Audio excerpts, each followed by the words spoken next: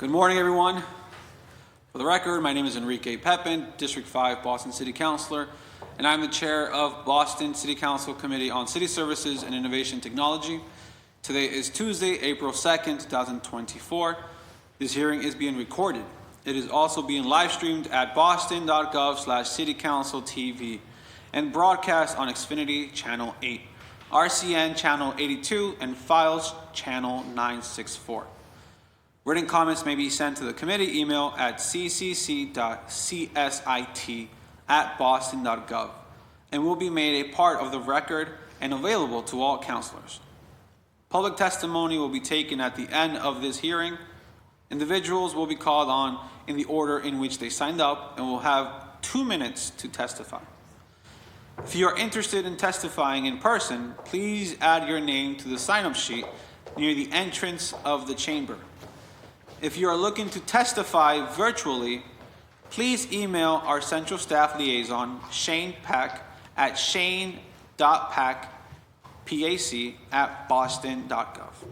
For the link, and your name will be added to the list. Today's hearing is on docket number 0179, order for a hearing to discuss trash collection in Boston. This matter was sponsored by Councilor Sharon Durkin, Gabriela Coletta, and Ruti Louis-Jen, and referred to the committee on January 24, 2024. Today, I am joined by my colleagues in order of arrival: Councilor Ed Flynn, Councilor Sharon Durkin, Councilor Aaron Murphy. I also have a letter of absence from one of the sponsors, Councilor Gabriela Coletta, where it states, "I regret to inform you that I will be absent from this council for the City Services and Innovation Technology hearing to discuss trash collection in Boston due to an emergency in East Boston. My staff is listening in, and I will review the recording." I'd like to just give my quick prayers and thoughts to the families affected of this morning's fire in East Boston. Really tragic, really sad news, but thank you for the letter, Councilor Coletta. But at this time, I would like to pass it over to the original sponsor of this hearing, Councilor Durkin. Thank you so much to the panel. Thank you to the chair for convening this hearing. This issue could not be more important to me and my constituents. A lot of them are here today. Thank you so much. And this is not the first time we've had a hearing on trash. Last year in April, actually, it was the launch day of my campaign, and I came and I testified on behalf of Beacon Hill residents and also my experience on Anderson Street dealing with trash issues. So this couldn't be more important to me and to my constituents. We are leading in so many ways, and from this panel, we are leading in so many ways on trash. And we're far ahead of other municipalities, but we still have a ways to go. And I'm really grateful to the work of the Zero Waste team and everyone and our whole panel here today. I went on my first code enforcement ride along, and I saw what we're dealing with at night from Mission Hill to the Back Bay. Wasn't able to get to Beacon Hill that night because it wasn't a trash day, but I got to see some of what we're experiencing and and I really appreciate the fines that were placed on our desk. Thank you so much. I believe that we can get to a better solution when it comes to trash, and I believe that we have the right minds and people working on this at the city, so I'm really grateful. I think what comes to mind for my constituents is our upcoming trash contracts and what those are going to look like, and then my own pet project, and which is informed by a lot of the conversations with the folks on this panel, is how we can get to potentially privatizing some larger building trash in the city of Boston. So I'm going to keep my questions and my remarks to those two issues, and also excited to hear testimony from my constituents who are here today. I'm really grateful again to the chair, and excited to see Council President here too, who cares a lot about this issue. So thank you so much. Thank you, Councilor Durkin. I'd like to welcome to the chamber Council President Ruti Louis-Jen, who is also one of the original co-sponsors of this hearing. So I'll give you the floor next. Thank you, Councilor Pepin, and I want to thank Councilor Durkin for your leadership and for filing this, and I want to thank members of the administration for all of the work that you do, and we've been working in deep partnership to really address issues of trash. We're talking trash this morning, but we're not talking trash. We're talking about trash and waste in our city and the work that we need to do to make our streets cleaner and our neighborhoods cleaner and to make everyone feel good about the city and just so that people know that we see them, we affirm them, especially people in neighborhoods who have been ignored for too long. So I want to thank everyone here. I want to thank Dennis Road, Superintendent of the Public Works Department. I want to thank all of those who I've had the opportunity to work with. It's essential that we understand and work towards harmony with our city's public health and environmental stewardship as it relates to trash and waste management. It's imperative that we engage in a comprehensive and forward-looking solution to navigate these challenges. We deserve a waste management system that reflects our shared commitment to sustainability, public health, and quality of life, and one, too, that is diverse. The expiration of the current agreement with Capital Waste Service presents us with a decision to make, but with a pivotal opportunity to reimagine our approach to managing the city's solid waste and recycling. This hearing can not only address the immediate logistical and operational challenges, but also to align our efforts with the ambitious goal to set forth in the Zero Waste Boston Plan, such as achieving an 80% recycling rate by 2035 and striving for 90% by 2050. These targets will require innovative thinking, robust community engagement, and steadfast commitment from all stakeholders. Yet challenges such as inadequate bin storage and the ensuing rodent issues underscore the complex, interconnected nature of our waste management ecosystem. It's with the spirit of collaboration, ingenuity, and responsibility that we embark on finding solutions that are as sustainable as they are equitable. And I just want to again reiterate that I think so many of you, John, Dennis, Yasha, sorry I'm not being more formal, but are just doing really incredible work in our city. Whenever we have an issue with a property, whether it's in Roxbury or Jamaica Plain, either in testing pilot programs or just in your responsiveness. So I just want to thank you for that. And I want to thank those in my office, my Chief of Staff, Emily Poston, my Director of Policy, Jesse Purvis, who care deeply about this issue around the city. So thank you, and I look forward to asking questions and to hearing from all of you during the hearing. Thank you, Madam President. Councilor Flynn. Thank you, Mr. Chair. Thank you for chairing this important discussion, and want to say thank you to the administration team that is here as well for the important work and leadership that you are doing. This is an issue I've been focused on, as you know, for the last 7 years. Clean streets, clean sidewalks is critical, and we must continue to work together to ensure every neighborhood has clean streets and clean sidewalks. It's a public health issue as well. It's an issue I've been focused on, as you know, is pest control, also has a critical impact on our streets as well, composting.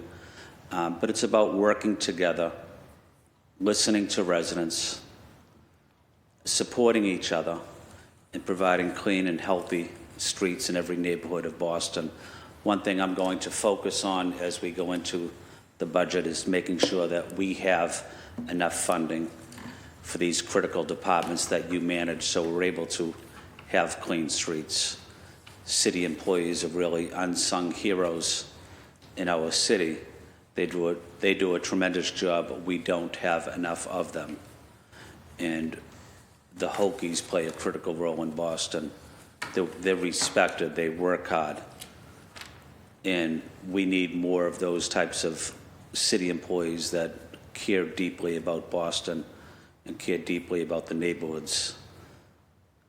But it's about ensuring that we address the city budget and ensuring that we have the necessary resources to continue to provide healthy and safe streets.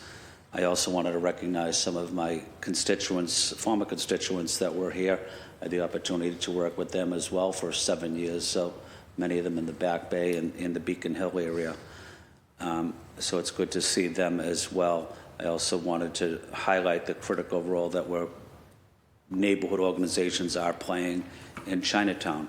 They have specific quality of life issues in Chinatown, as you know, and it's important that we include the Chinatown residents and provide a cleaner and healthier neighborhood for them and for all neighborhoods across the city. Thank you, Mr. Chair. Thank you, Councilor. Councilor Murphy. Thank you. Thank you, Chair. Thank you all for being here. I know each of you pick up the phone anytime I call, and I've done neighborhood walks on my street, so thank you for that, for being so responsive to me personally in my neighborhood, but also as an at-large city councilor. I know my colleagues have stated it, but no matter what neighborhood you're in, trash comes up, and about the quality of life matters, the respect in the neighborhoods matter, but I do just want to highlight that I know each of you, all of you care about that and understand that it's, you know, very difficult to manage the times and the pickups, and it's not that it's something that your office and your departments aren't trying to do always, but how can we make sure and that not everyone is going to get the times they want for trash pickup, right? There's no way to get trash picked up at the same time across the city or more than once a week. We do know that these conversations, if we can do better, then it's going to maybe have to lean on making sure we hire more people or we're able to spend more on the trash contract that's coming up. So just know that I'm here to support that, support your departments, and also thank you just for listening, because it is my job when I get calls with concerns and complaints that you do listen and try to always make it better for those residents. So thank you for that. Thank you, Thank you, Chair. Councilor. Appreciate that. At this moment, I would like to now introduce today's panelists testifying on behalf of the administration. If you can all please state your names and your position, I greatly appreciate that. Thank you, councilors, for those opening remarks. I am Yasha Franklin Hodge. I'm the city's Chief of Streets, Transportation, and Sanitation, and I'm joined by a number of my colleagues who work specifically around trash, so I'll turn it over to Dennis. Yeah, I'm Dennis Roach. I'm the Superintendent of Waste Reduction for Boston Public Works. Good morning. John Blackmore, Director of Code Enforcement for Public Works. John Ulrich, I'm the Assistant Commissioner of Environmental Services at Boston Inspectional Services. Thank you. Good morning, Mike Pearl, Superintendent of Basic City Services, City of Boston. And we also have Jerry Gorman, who's our Assistant Superintendent for Waste Reduction. Thank you all for joining today's hearing. I would like to know for the record that Councilor John Fitzgerald has joined the hearing as well. For those of you who have joined since doing the intros, if you would like, when you ask your questions, make sure you introduce yourself before that. So at this moment, I would like to open it up to questions from the council. Starting with Councilor Durkin. Thank you so much, and thank you so much for all you do for our communities. I know, John Ulrich, I know there's two Johns. I've emailed you in the middle of the night about rats happening and rat activity in my neighborhood. So I just know that there couldn't be a more dedicated panel of folks that are working for our city. So I'm just really grateful for your time, for your expertise. Wanted to get into some of my questions. I actually made a joke at the Shattuck Awards that you should get the next Shattuck, so hopefully, fingers crossed. So this is my first question. When we look ahead to our trash contract, we've been told that the city does not get many proposals for a contract. If the city is to renew the current contract, and I know there's trash districts and there's different contracts, but if you could explain with a little more, what would this city, if there was a renewal of the contracts, would this be a city renewal or a mutual renewal? And what does that process look like right now? Sure. I'll speak to that to start, and then allow my colleagues to weigh in. So the city's current contract, collections contract with Capital expires at the end of this fiscal year. And so we are currently in negotiations to extend that contract. It will likely be a new contract, but it is a direct negotiation to continue services with Capital in the coming years. This is sort of an active negotiation for the city. The focus right now is on continuity. It's on making sure that the services we rely on every day continue into beyond July 1st. And so we have not, in this current contract negotiation, scoped significant changes to the service delivery model. I will say, and this is a little bit of a preview for the council, that we are facing a substantial cost increase for collections in that renewal even to maintain the existing levels of service that we have today and the existing model that we have today. It's a mix of rising labor costs, of equipment that our vendor desperately needs to replace, and those costs will be borne by the city in an updated contract. So while the focus right now is on continuity, there are always opportunities in the context of really even in the day-to-day relationships that we have with the companies to look at the service with capital, to look at the service delivery model, to look at schedules, to look at the way we handle collections. Any change comes with a cost or a trade-off, right? If we want to put more trucks on the street, that means more vehicles, that means more people. There's costs associated with that.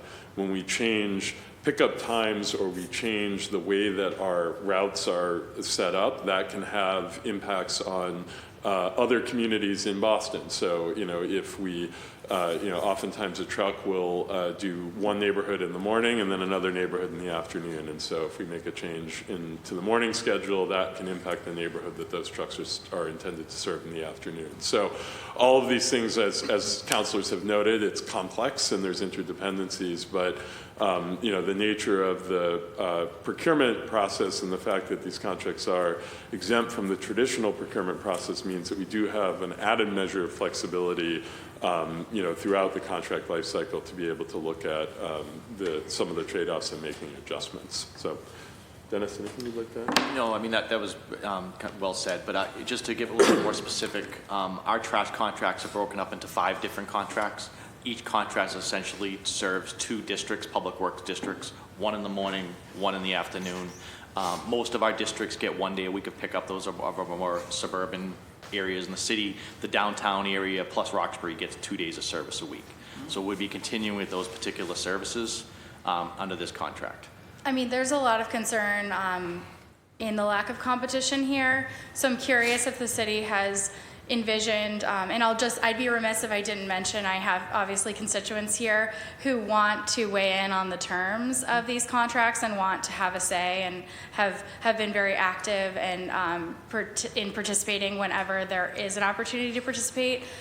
So obviously I would like to advocate for that as much as possible, but just adding on top of that, the layer of there not being a lot of competition here is very concerning because it means that the terms that we need as a city may not, end up being possible.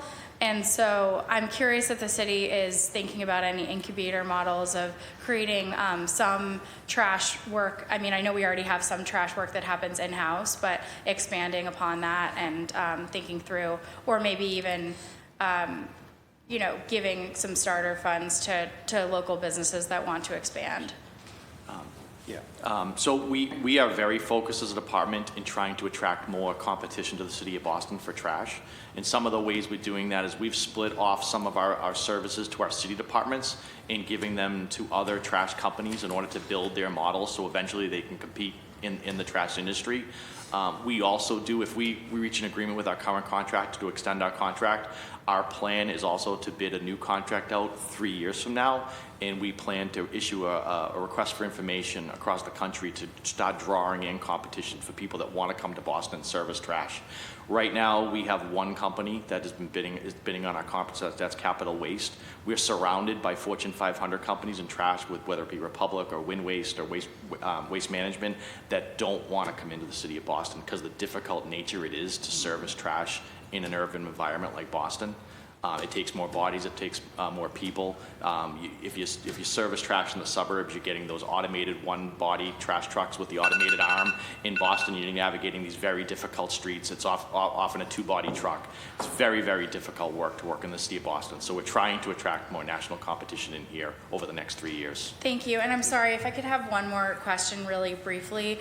As you know, in about an hour, the mayor will be signing an ordinance to create a city planning department, and the BPDA and the city council are having ongoing conversations with the public around Article 80 modernization, understanding that it's much easier to solve for trash problems of new developments before it's built. What would be your ideal for public works engagement in new development review? And if you had to designate a few standards for new buildings to comply with beyond sanitation code, what would those be?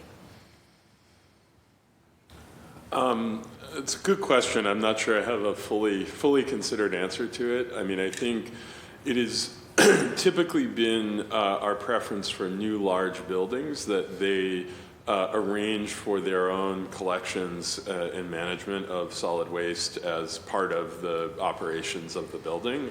The city's collection program is very well suited to collect from smaller residences, single families, small apartment buildings, not from the kinds of large-scale developments that typically undergo Article 80. And what we see with most of those developments is that they are, in fact, arranging for their own private waste collection.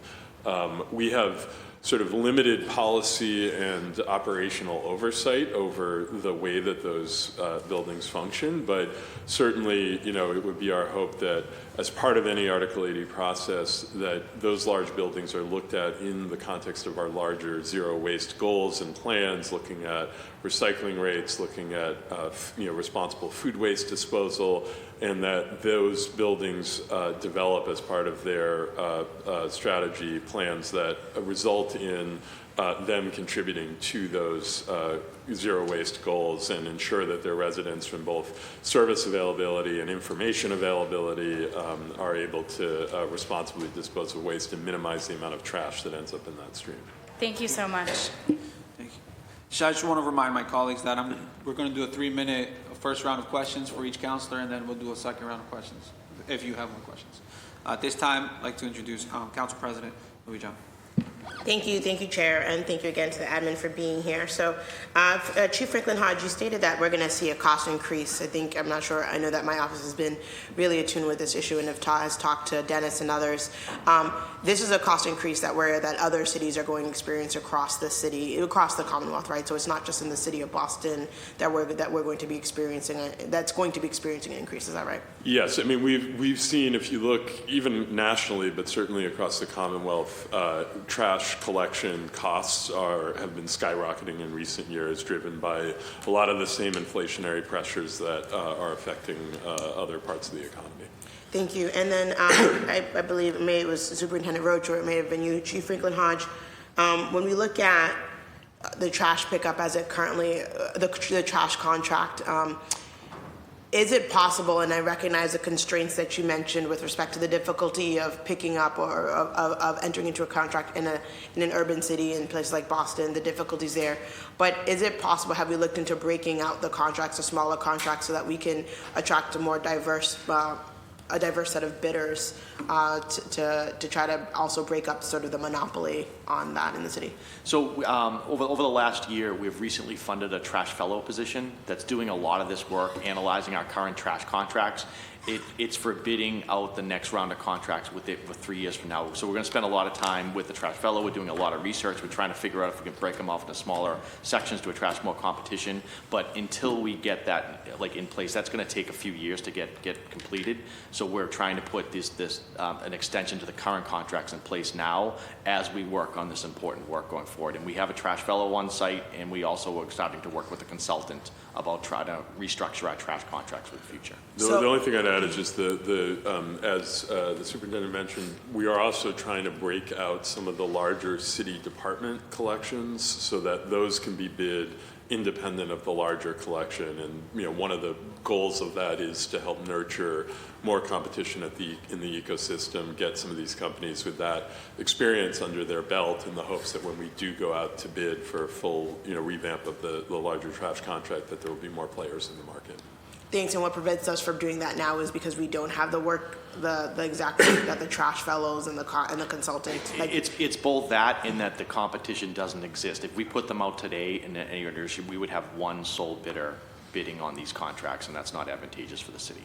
Okay. The last round of bids attracted 2 bidders, one of whom is no longer in business. So that's kind of the situation that we're in.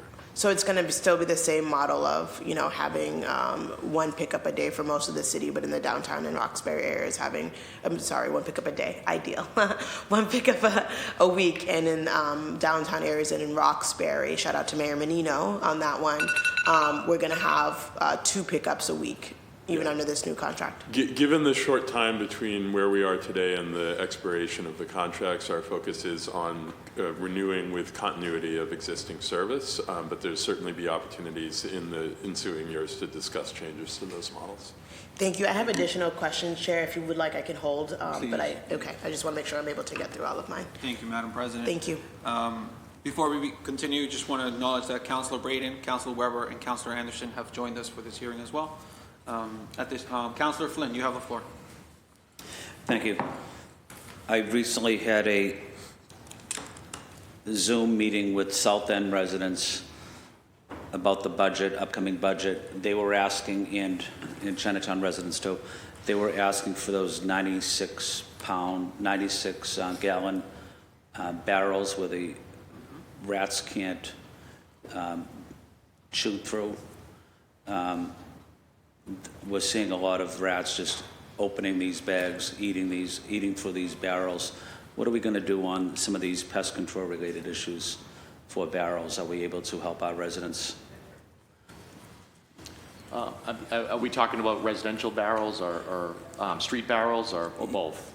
Both, yeah, please. I mean, currently we don't provide trash barrels to residents. We do provide 96-gallon recycling totes, and recycling is all we provide right now. We do not provide residential trash totes. That's on the onus of the resident to provide. And I would just add to that, I mean, partly, what we've heard, and there's a much larger conversation about containerization of trash, but what we've heard is that the big challenge for many residents, especially in neighborhoods like the South End and Chinatown, is that they don't have space for storage. And so rather than the city impose a sort of one-size-fits-all barrel requirement where we distribute barrels, I think we want to take a look at the overall policies around containerization and figure out how we can encourage more trash to be containerized, but in a way that is sort of right-sized for the particular context of each neighborhood and what the buildings can accommodate. On that response, so what are we going to do to help the residents of Chinatown? In what respect? In the respect of getting the cleaner streets, healthier streets, picking up trash, educating the public, ensuring that residents don't put their bags out on the street, that they have access to barrels. How are we going to improve their quality of life? I mean, we're working very closely with all of our neighborhoods, in particularly Chinatown, trying to figure out some containerization models that could fit for Chinatown. We haven't found the right solution. There's pros and cons to all different types of solution. There's certainly those European models where you take away parking spaces and put a community bin. They're not very accessible. We find that they're overly utilized by commercial entities that just decide to throw all their trash there. We've been talking, we've been going to community meeting after community meeting, both in Chinatown, South End, Beacon Hill, North End, most of downtown, trying to find some containerization models that make sense. And we're working with the budget office to get some of these kind of pilot programs funded. We have not found the model that makes 100% sense for all neighborhood. I also think that's a national problem. Like New York is currently testing all kinds of models to both successes and failures. We're certainly watching what they do because they have similar neighborhood stars, but we haven't found that one-size-fits-all containerization model.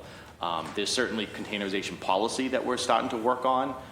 We're kind of following what New York's doing a little bit. We haven't implemented anything, but we're watching what they're doing.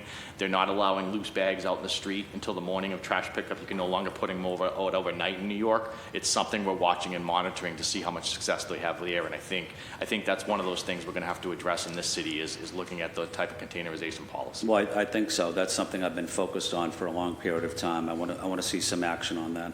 Thank you, Councilor Flynn. You've reached your 3 minutes. Is it okay if you save for the next round of questions? Councilor Fitzgerald. Thank you, Chair, and thank you, administration, for coming in today. Good to see you all. Quick question, right? I'm new, right? We're only at 3 months, so I'm learning some stuff. But I was walking down Salem Street the other day. I just saw bags on the side of the sidewalk. Right? That is not allowed at all, correct? It has to be in a barrel by law. No, it is allowed. It is allowed, so you can just put the bag on the sidewalk. All right, because as I was walking by, I'm like, that doesn't look great, right? But I'm like, and I wasn't sure, so I just wanted to thank you. That's all. And is there a reason why? Is that because of where do we put the containers and the things like that? And we can't. So there's a few issues, like it's allowed by ordinance, so people are allowed to put loose bags out in the trash. That's certainly be addressed nationally. They're changing some of those models. Yep. But if you look at an area like the North End, it's very difficult to put 96-gallon totes on the sidewalk. A, the resident can't store them, right? But B, the cars are parked so tightly together up and down the streets, our trash trucks can't pull these barrels between cars. So they often spend time with these loose bags, tossing them over cars. It's a pickup issue as well. Yeah. So we're trying to kind of solve all that. We certainly don't recommend putting out loose bags of trash on the sidewalk. You can probably talk to John Elrick, but you're basically putting a food buffet on the sidewalk for rats, and that's part of the city's problem. And we certainly want to address that, and we're looking at all kind of models to kind of address that, but we haven't found that solution yet, and we're looking at everything as I've mentioned before. So. No, understood. Thank you. And how do we, when we ticket folks that have trash, because I know I've gotten calls in my office, and it's around, they say I got a ticket, but it wasn't my trash, but it was in front of my house. And we know that some people can go through trash, animals can go through trash, they move trash around, especially with the loose bags and things like that. What is the process, and maybe this could, for code enforcement, what is the process that someone has to go through? And I have no beef with it, I don't know what the process is for someone that, all right, I'm writing a ticket, putting it on this bag, what makes me say, I feel confident that this is in violation? And who you're giving that ticket, right? It's in front of this house, I know that. It's to the house it's in front of, right? So what the officers do is they'll actually put a pair of rubber gloves on, go through the trash, and if they can find a name, they write the ticket out to the property owner, and they'll put that tenant's name under the comments, because it's ultimately the owner's responsibility to go after their tenants. Okay. But the ordinance doesn't state they have to find evidence, so if they don't find evidence, and there's a large amount of trash in front of a building, they will cite that building in front of. And that depends, because I know And there's the appeal process. yeah, and in some areas, it's more likely that folks are going through trash than others, especially in my district. And so that's sort of where these have come from. And, some people you can get a $100 ticket, right? Some of them are pretty pricey. They can get up there, and they're saying, it's not my trash. How am I, as a constituent, to prevent somebody from dragging trash a block down, drop it in front of my house, and then I get banged for $100, right? Yeah. It's tough. So I just was wondering what that process is and what you guys look. But it's nice to know that you guys actually try to look for evidence. Absolutely. To make sure it's fair. Like I said, they put the rubber gloves on, open up the bags, go through it if they can find it, and they'll tie the bag back up so it's not all over the sidewalk. Great. Thank you, and thank you to the rest of my colleagues for asking great questions as well. I'm all set. Thank you, Chair. Thank you, Councilor. Councilor Braden. Good to see you all. Let's see. The recycling issue, we see a lot, like with all the Amazon deliveries, we're getting a huge amount of extra packaging and boxes. And is there a way that we can have some of that burden taken on by the Amazon by taking some of that trash away? To some of the packaging and recycling. Like our recycle bins are absolutely overflowing with packaging from deliveries. I don't know, have we thought? The other question I had is there someone in your department like actively working on innovating new policies? Because some of our regulations do not meet the moment in terms of, like, we didn't dream of having all of our stuff delivered to the door 20 years ago. It's a new thing that we're dealing with. So just, in terms of innovating and keeping up or leading the charge in terms of how we can handle all this and huge amount of waste. I'll let Dennis speak a little bit to some of the policy work that we are doing. I think, broadly speaking, the topic kind of falls under this umbrella of producer responsibility and looking upstream of the waste and asking how do we help, how do we get the folks who are the corporations who are contributing to the waste stream to play a larger role in addressing the impacts of that. By and large, these have been matters of state-level policy rather than local policy. We tend to maintain we have a relatively limited scope of authority, and so we tend to be focused on how do we collect it, how do we encourage better disposal rather than that upstream. But I think the city has weighed in several cases in support of state-level legislation that would create more upstream accountability for some of the waste production. But, the state has landed us with a big problem because they have an unfunded mandate to recycle mattresses that are, 100, 200 mattresses a day in the city of Boston. And that's a huge, like, tell me about it. That's a huge burden on the Yeah, city. it's been a tremendous burden for us following that policy. I mean, we certainly agree with the recycling of mattresses, but we did not have the resources and means to kind of to fulfill what the city is getting in terms of mattresses. It is about 200 a day. It's upwards of 50,000 mattresses a year that we're recycling.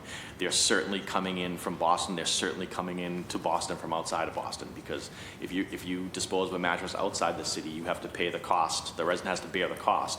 So it's a lot easier for we certainly see with homeowners that own properties inside and outside the city. Well, all their outside the city mattresses just end up on the sidewalk in the city of Boston. So it's been a massive burden for us. We certainly dedicated a lot of dollars to the problem, but it's definitely not solved. And it goes along the lines with we're seeing the same things in terms of cardboard. The explosion of cardboard in our recycling stream. We're picking up more and more recycling ever in those blue bins, and it's a lot of these large boxes that are coming from Amazon or whatever company that's kind of, people are now getting stuff delivered by cardboard on a daily basis. So Thinking about the upstream thing, the mattress thing, can we get the vendors of the mattresses to actually, if you refrigerator, you buy a new refrigerator, they take the old refrigerator away. Is that something we can work on? So just to answer that really quickly, we recently supported some EPR legislation that's up at the state in order to do that. It's going through the State House through Mass DEP right now as a bill, and we supported it. I think Yasha wrote a letter of support of that.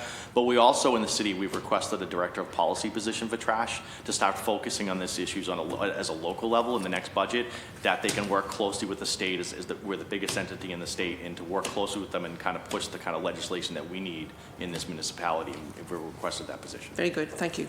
Thank you, Councilor Braden. Councilor Weber. Thank you, Chair. You may have already discussed this, but so there's a new contract for fiscal year 24-25. So what's your expectation for how that'll impact services in District 6, Jamaica Plain, West Roxbury? Yeah, so as noted earlier, I think we do have the contract. The current collections contract is expiring at the end of this fiscal year. We are in negotiations right now with the company that serves that contract, Capital Waste, to enter into it will technically be a new contract, but it is functionally an extension of the existing contract. We are at this point focused on continuity of service, so making sure that we continue to deliver the same high quality service that we deliver today to every district in the city. There will be opportunities in the ensuing years, and especially when we go back out to the market for a full rebid of the trash collections contract, to look at bidding out more substantial service changes. But right now the focus is on maintaining existing service levels. Also, as noted earlier, we are anticipating a substantial cost increase associated even with this renewal due to some of the economic factors. Okay, and for recycling, I guess some people, included, wonder what happens to what we put in the blue bin, and I think there's been some reporting in other places that it just gets thrown in with the regular trash. But so how can you just describe that process? Yeah, I mean, all our blue bin material goes to Casella over in Charlestown, which is a center that kind of sorts it, and they do sort it and sell it off as a commodity. So it's there are some trash materials, if you're not placing the proper materials in those bins, those trash materials are taken out of the thing, and they split it all. So the main sources of recycling are aluminum, glass, some of the plastics, cardboard, things like that, that they all get sorted and sold as a commodity and recycled and reused. Okay. Yeah, because even I can speak for myself, sometimes there's stuff going in the recycling that may not be on the list. So what happens to that stuff? If it's able to be recycled into a market, then it would be sold off. But if it's not, it would end up in the trash stream. Part of our goal is to make sure that we're educating folks, and I see that kind of aspirational recycling in my own household, and we'll sometimes do that sorting of picking stuff out of the recycle bin and putting it in the trash. But I think ultimately there's a lot of need for individual households to know what goes where and to make good decisions about that. And we're trying to make sure we make that information easily available to folks. And through the work of the trash fellow we just hired, we're going through a process of updating our website so there's more educational materials online for our residents to see what's recyclable, not recyclable, to see the life cycle of what happens to our products when you put in a big bin. We're trying to make all those updates right now. So you'll see more coming out over the next year about the life cycle of recycling and what happens to City of Boston Blue Bin recycling. Thank you, Chair. Thank you, Councilor Weber. Councilor Anderson. Thank you, Mr. Chair. Hi. I apologize, I came a little late. Just wanted to understand your challenges overall. Like, what would you say are your biggest challenges right now? I mean, just the factor of picking up 270,000 households a week is a challenge in itself. So it's very difficult work. We have a dedicated contractor out there in Capital Waste out there picking up our trash every day with little to no issues for the most part.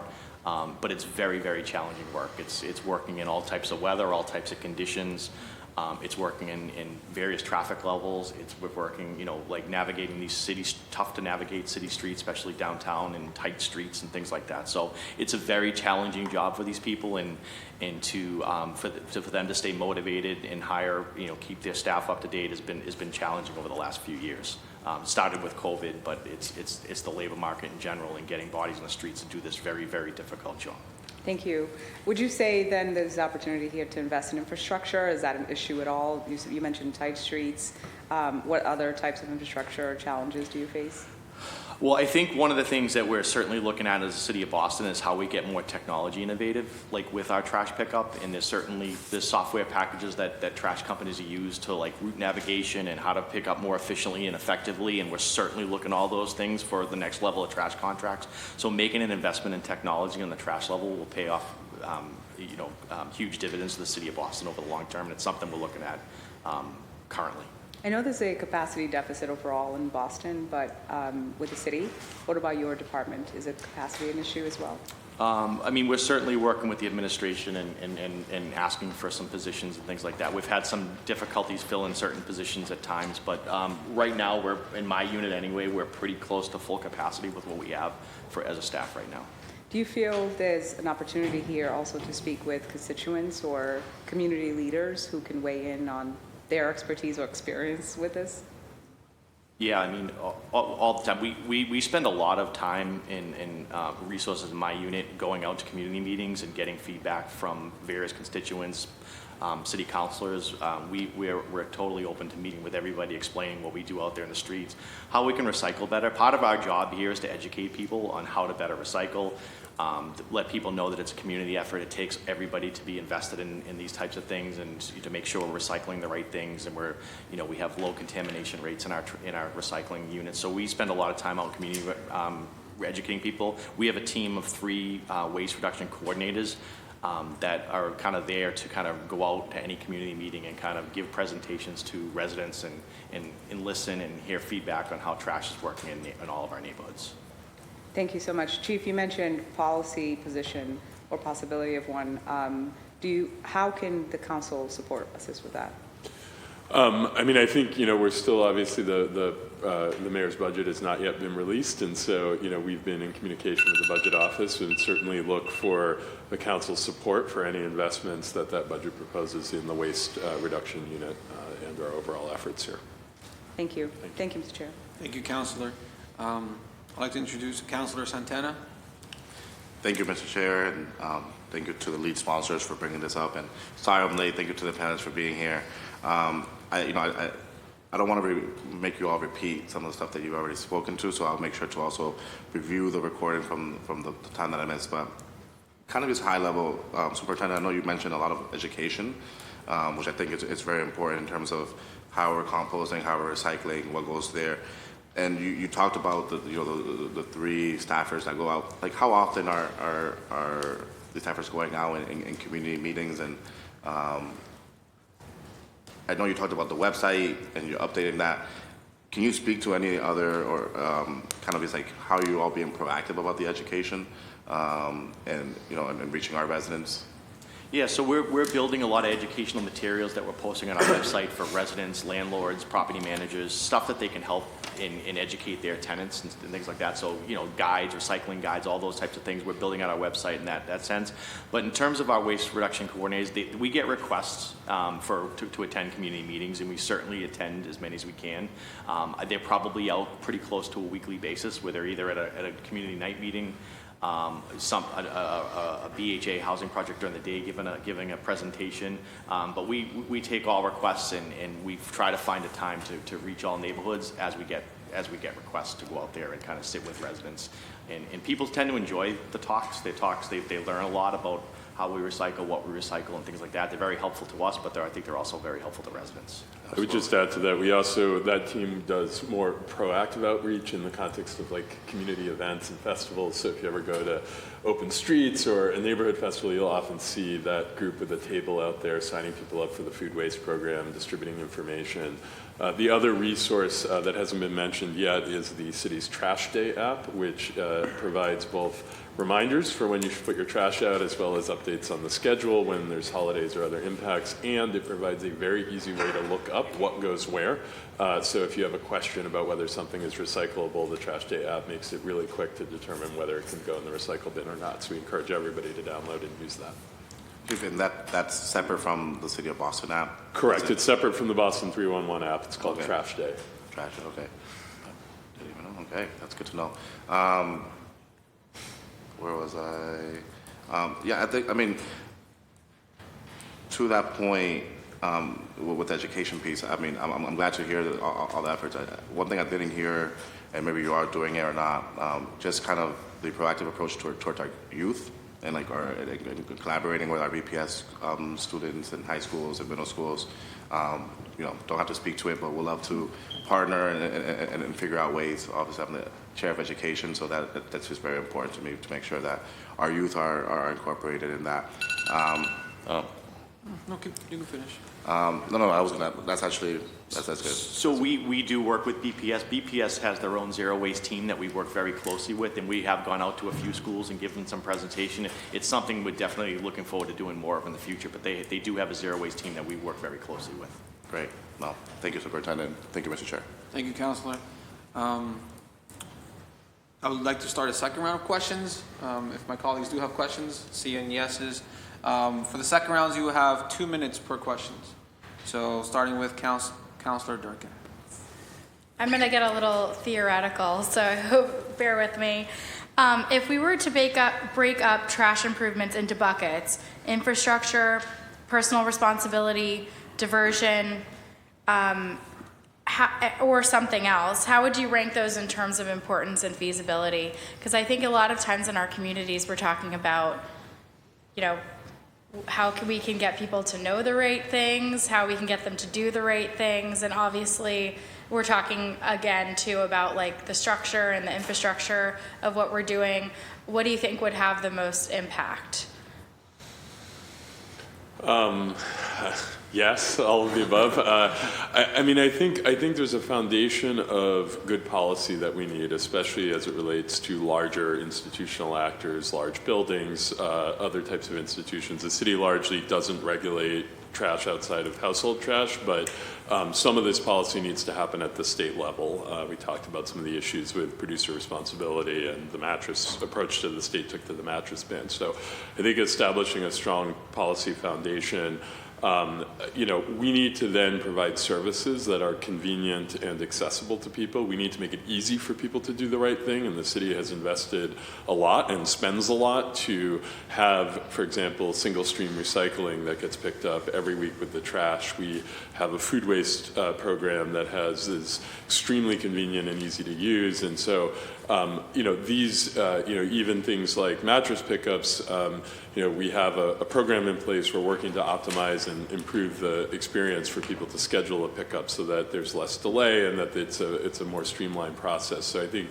that's kind of the first two layers. But then that third layer is the education and the personal responsibility. I mean, ultimately, you know, there's a lot of waste, and especially if you think about single-use plastics, right, that is we live in a society that sort of tells us, like, just buy the bottle of water and then, figure out, get rid of the plastic bottle, right? So, I think some of that is about reduction of the volume of waste and encouraging people to be thoughtful about where they use things that generate waste, where they might have a reasonable alternative, whether it's a reusable water bottle or thinking about packaging choices for things. But where there is waste, and there will always be a lot of it, the goal is to give people the knowledge that they need to make the right choice about how to dispose of it.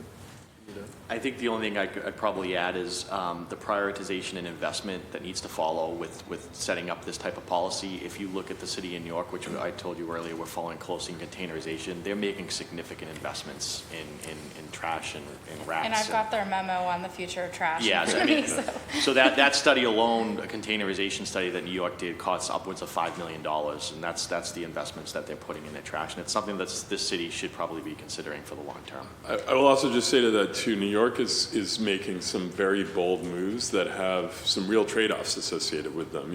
By one estimate, they're eliminating 5% of on-street parking spaces citywide in order to have space for some of the containers, right? That's a big deal, and that comes with some real trade-offs for folks in the community. So I think that's part of this conversation and a big part of where folks on the council and community groups come in is to help us figure out what trade-offs make sense in the context of waste reduction. And sorry, this is my most important question, so if I run out of time, bear with me. Do you know how many large buildings receive collection services, and what impact does this have on service across the city? Can you place a dollar amount on trash collections to large buildings across the city? Is it common practice across other cities and towns for large buildings to receive public trash collection services? And can you define the unit count of what designates a large building? I know that's a lot, and I'm happy to have that conversation offline, but I think one thing I want to make sure is that every single large building in our city that's newly that we're creating requirements, because if the trash contract is going to go up at the percentage we're anticipating, we need to be able to take off some of what. So I want to get a concept of what is a large building to you. So currently the city defines a large building as 7 units or more. That's how we currently define them. Now that's defined differently nationally. Some cities define it different ways, 12 units, 16 units, depends on the city. As far as we know, we are one of the only cities that picks up at large buildings. Like most other cities, even the cities that surround us, like Quincy and things, don't pick up their large buildings. So Boston has always provided this service and continues to provide this service. The only restriction we have on large buildings right now is when a new building comes online, that you have to bring your trash curbside. We will no longer go to the back of the building and service a dumpster way in the back of the building. You have to be able to provide to bring your trash curbside like a resident would, and that's the only provision. So we do, some new buildings that come online don't take our service because of that measure that we put in place. But we certainly, if they will bring a curbside, we will service it. Thank you so much. Look forward to following up on that one. Thank you, Councilor. Council President Jen. Thank you, Chair. And again, I just want to say that I have so much respect for so many of you, Dennis, John, for all the work. Whenever my office calls, we're always on site, whether it's with the Greater Mattapan Neighborhood Council, whether it's with Mount Pleasant and Vine. You are there to really create pilot programs, to really be aggressive as you can. But there are limits, and we are frustrated when we hit against those limits, because our residents deserve to live in neighborhoods where there aren't dumpsters overflowing. When you just look at one owner, when you look at APM, Advanced Property Management, across Hyde Park, across Mattapan, across Dorchester, a total of fines of $240,000, and these fines do nothing. They let them sit there. 760 Cummins in Mattapan, 709 Eastman in Dorchester, 10 to 20 Thorn Street in Hyde Park, 89 Tennis Road, 85 Tennis Road, 70 Tennis Road in Mattapan, 720 River Street. 720 River Street has a list of violations for so many: overfilling of barrel, illegal dumping, improper storage of trash, fine after fine after fine, pages and pages, right? That our neighbors we don't get 3-on-1 about this, because people are just so used to us not paying attention. They're so used to politics and government being disaffected and disappointed by that. We have a problem properties task force, and we are, and we have the ability, right? The legal ability to place liens on properties that are habitually violating our code. We don't see that happening. We see the only places that are really where enforcement is happening is if there's BPD involvement.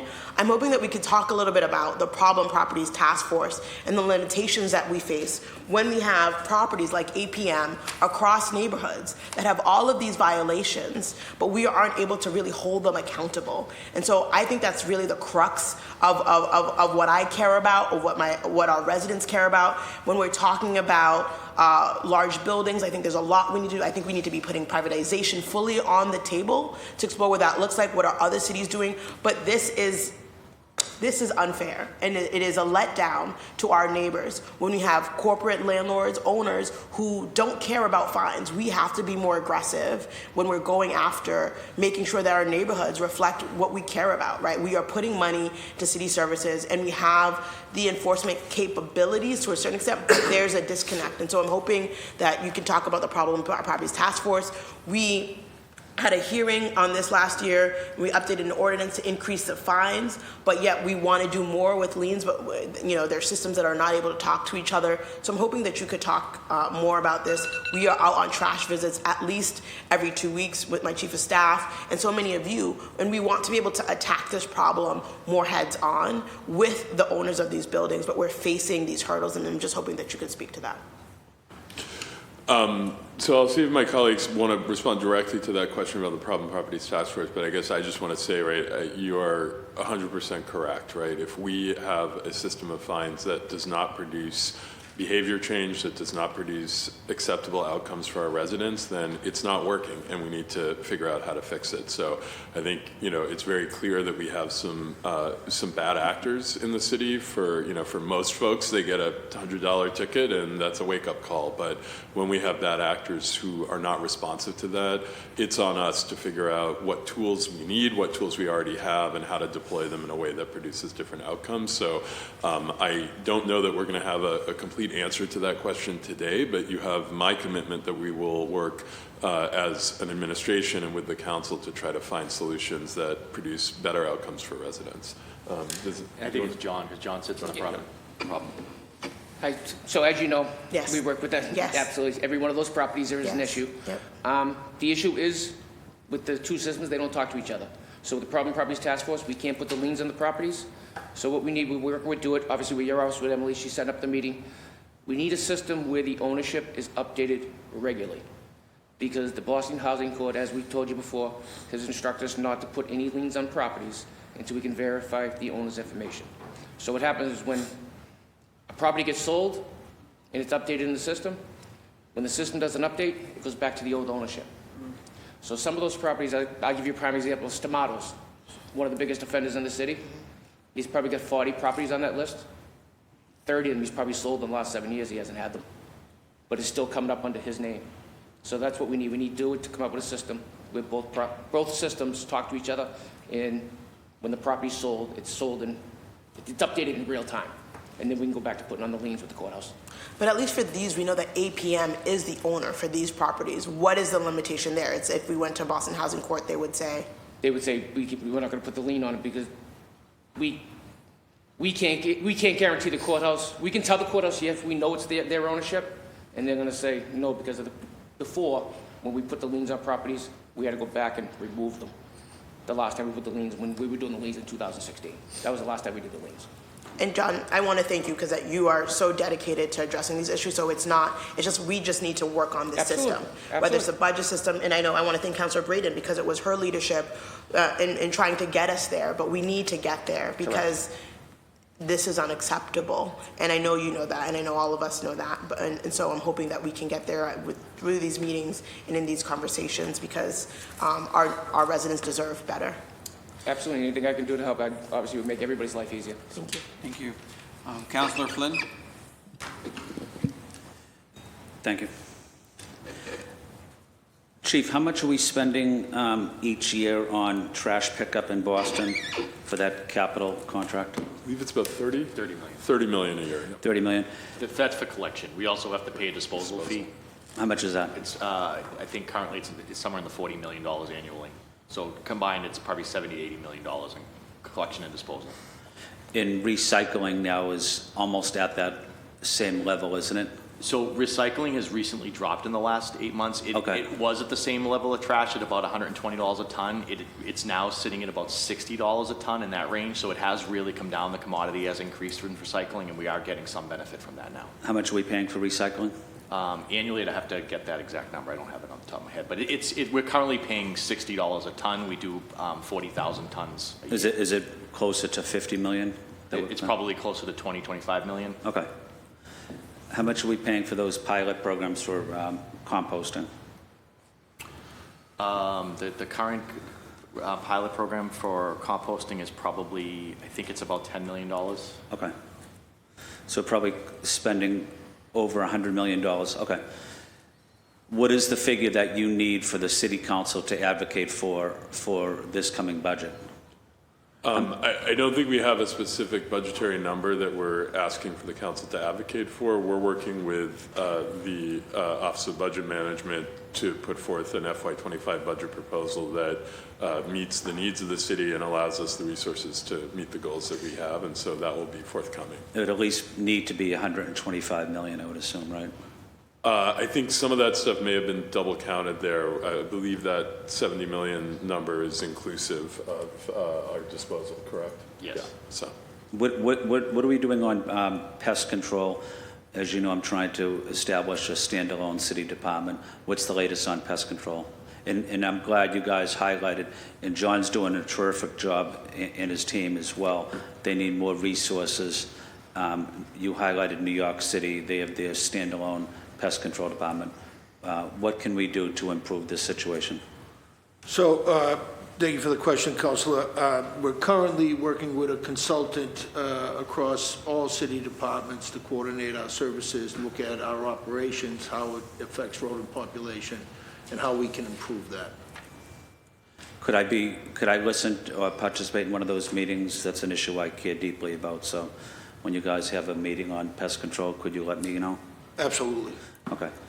I don't want to go over my time, Mr. Chair, or my... Yeah, you have, well, literally just hit the timer now. Okay. Good timing. I want to be respectful to the chair. Thank you, sir. Thank you. Councilor Fitzgerald. Thank you, Chair. First of all, thank you all for what you do, right? I know historically, many people that come to visit this city, one of the first things they say comparatively to others is it's a clean city, and that's thanks to what you guys do. And that's so important to as a first foot forward and an impression to everyone else coming to visit, that's what stands out a lot for folks, and that's all because of you guys. So thank you very much for making our city, giving that city our reputation. So I'm thinking forward to the reality. I know we talk about the contract up in 3 years and the work we're doing to that contract to try and attract more and maybe bring the cost down, get more competition, et cetera. If I'm the average resident in between now and that contract, we don't have any big changes. We should just be as things operate today, as I know my trash to come by, right? That's for most residents, that will still be the same up and for the next 3 years, unless there's anything that you all think we can do in those 3 years to make any radical change, but trying to unfortunately fund the rising cost. But I'm just trying to think, if I'm a resident, just say things will continue as is for the next 3 years, and hopefully in 3 years we have with the new contract and new infrastructure perhaps. But is that accurate in saying that?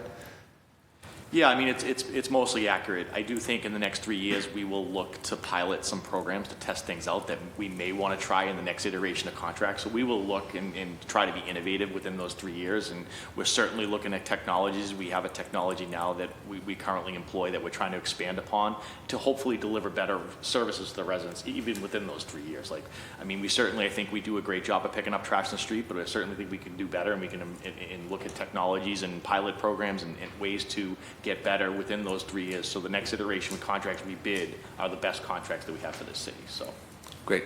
Well, as you know, this body will always look to help you guys in pushing those pilots or whatever we can do. Please let us know so that we can advocate for that as well.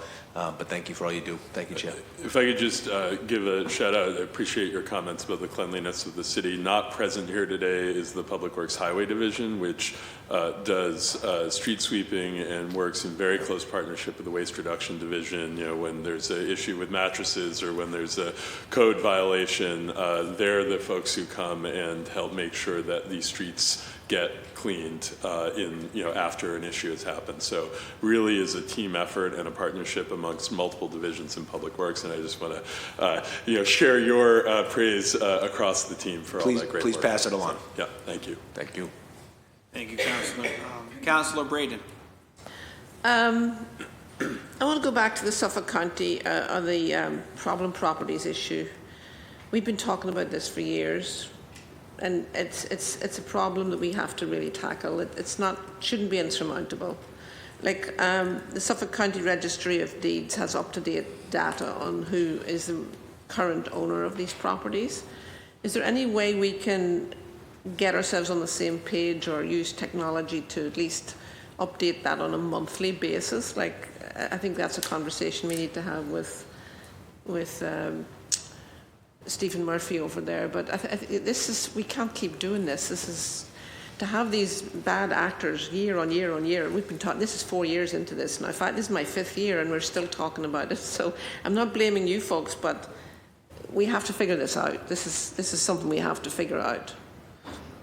I agreed, and I can't come to you today with a clear answer on exactly how we will figure it out, but I can say, the team that you see here is committed to working on this, and we will reach out to our colleagues in the administration who have been working on this to see what there is we can do both to accelerate more systemic solutions, but whether there are any short-term measures we could take that would allow us to, move against the worst actors while we figure out the longer-term solutions. So it's work we need to do. The other question I had was about CHARM, the Centre for Difficult to Recycle Materials. We got ARPA money for that. Like, where are we at with the idea of setting up that centre, and how's that going? We are still pursuing a site to put that to put a location for a CHARM. We're looking at various options in the city, but one of the difficulties we've had is locating a proper site to put the CHARM on. So we're still working with a consultant and an inner-city team about where we can locate that and put that facility. And how are we doing with our zero waste goals? We have a target for going to zero waste. Is it 2030, 2050? 2035. 2035. How are we doing? The city still maintains a 20% diversion rate, so 20% of our materials get diverted into recycled materials. We are certainly trying to put measures in place that strive forward for those very aggressive goals. So I think it's an issue nationally. A lot of national places have very aggressive goals that people are striving towards, but finding it very difficult to meet. Due to a lot of the issues we discussed here today, like some of the companies that aren't responsible for their waste and things like that. Yeah. That we're still navigating. Very good. Appreciate it. Thank you. Thank you, Councillor. Councillor Weber. Thank you, Chair. I guess picking up on the problem property owners, do you think there's anything we can do about, we have corporations, absentee landlords buying up properties? Is that a problem with does that create a problem with enforcement?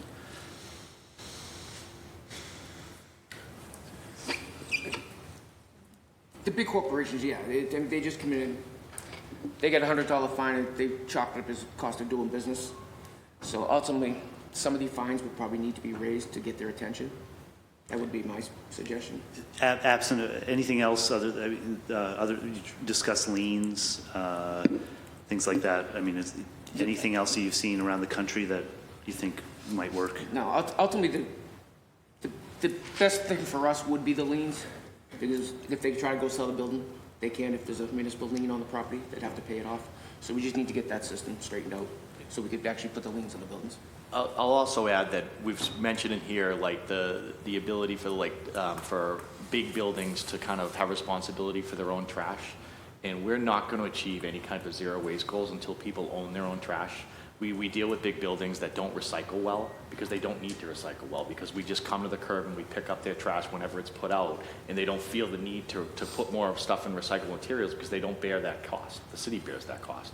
So when other jurisdictions across the country make big buildings responsible for their own trash, then they start recycling better because they manage it, they manage the cost of it, and it's that ownership, and it's clearly written in the zero waste plan that we have to put responsibility on consumers as well to manage their trash in order to achieve zero waste. So those are the types of things we need to kind of put in place in terms of policies. Okay. Just briefly, in West Roxbury, hazardous waste drop-offs on Gardner Street, I've heard from people that there's just not enough, and it creates a long backup, and it's hard. Is there any plans to address that? Yeah, so there have been backups in previous years. I think the last couple of years, we've managed them down to about a maybe 15-minute at maximum wait. Sometimes you can show up and not wait, but it's been 15, 20 minutes at max. We've managed those down, Mike, I'm sorry, with about an hour wait time sometimes in the past, or? Yeah, I would say, going back 10 years now, we were at 2.5 hours. We had some horror stories of cars catching on fire and cars running out of gas. And so where this team has brought the bar, Jerry Gorman, Dennis Roach, Kristen Shelley, has brought it down to, yes, it's not a perfect way to spend your Saturday if you're backed up 15, 20, 25, half an hour, but we were at 2.5 hours in 2010, Thanksgiving weekend. So I think great credit to this team for adding more, putting them actually in different parts of the city, bringing them down to Frontage Road for folks who are downtown, don't need to go out to West Roxbury, has actually gone a long way in offering that. And I will add that we are looking for more opportunities to put these in other neighborhoods. The challenge we've had is to find a big enough location that can house 900 cars a day and have easy access drive-through. So we've opened it up to a few other councils. If you can find us a piece of property, we'll look at it and host a hazardous waste day. We just don't want to host 2 in West Roxbury and 2 at Frontage Road. We want to spread them out. We've started doing that by doing pop-up events. In a pop-up events, we usually handle 1 or 2 materials, usually e-waste or paper shredding, and we go into a smaller thing. We service about 200 cars, and we've been able to do that in some neighborhoods, but we're certainly looking to spread these out across the city if we can find a location. This is one of the potential upsides of a charm facility, is to make this less of a special event and more of an everyday thing that you can just go and drop stuff off. So that's part of the reason for wanting to more aggressively pursue a charm, is to take the stuff that we can handle on an everyday basis for drop-offs out of that line of cars, so that we're maybe only dealing with a few specialty materials in those special days. Okay, thank you, Chair.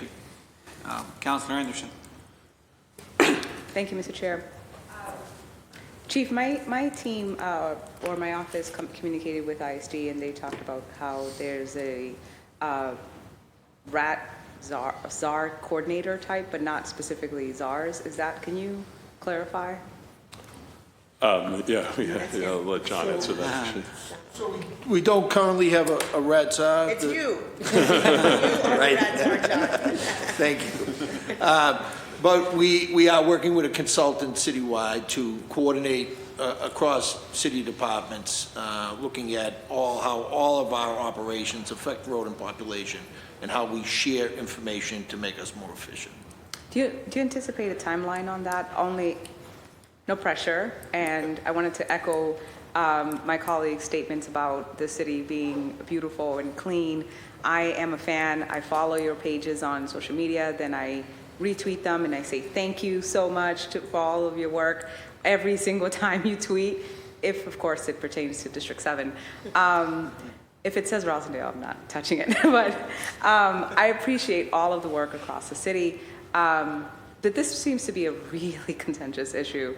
Constituents, I've met with them, we've done coffee hours, we've brainstormed, and they seem to think that it's either obviously a policy issue or a budget ask where we're adding people. But you're saying a conversation needs to be had with consultants' suggestions or recommendations before we move toward.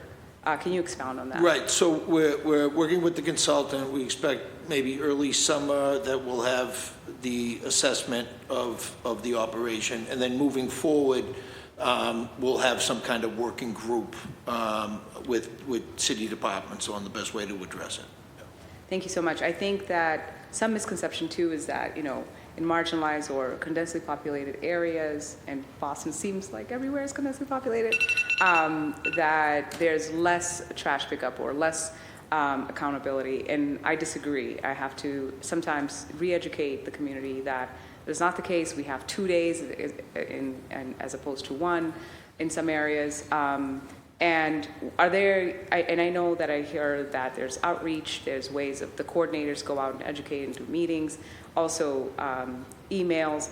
Are there people we're missing? And I'd love to join your conversation as well. This is a huge issue in South End in terms of the rodent problem, but just recommendations, and I leave that to a meeting.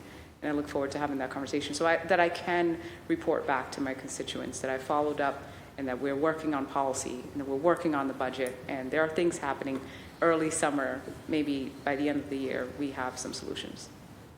Yes. Thank you. Thank you so much. Thank you, Councilor. I guess that leaves me, and I'll hold myself accountable to 2 minutes. Let me start the timer. So, a few weeks ago, I received an email from a resident that was complaining about private pickup, trash pickup overnight. They've been picking up trash at around 2, 3 in the morning, which is interrupting sleep, obviously. That's not the first time I received that kind of email or complaint. So my question is there a law that prohibits private companies from collecting trash in the middle of the night?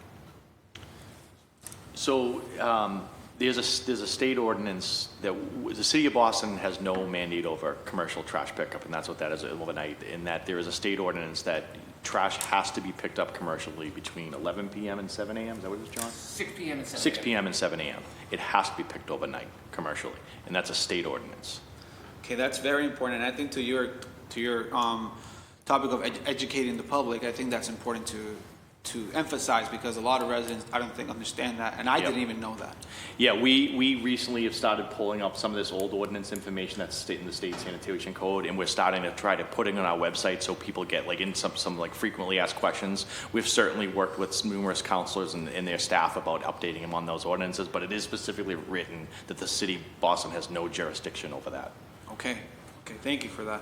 And then Councilor Flynn brought up the topic of Hokies. I want to know if we have more positions available for them, if we have room for more. I represent a district that has 3 Main Street corridors. I have Mattapan Square, Cleary Square, and Rosnell Square. Heavy commercial district, but comes with a lot of trash as well. So constantly there's trash on the floor because just pedestrians dropping things.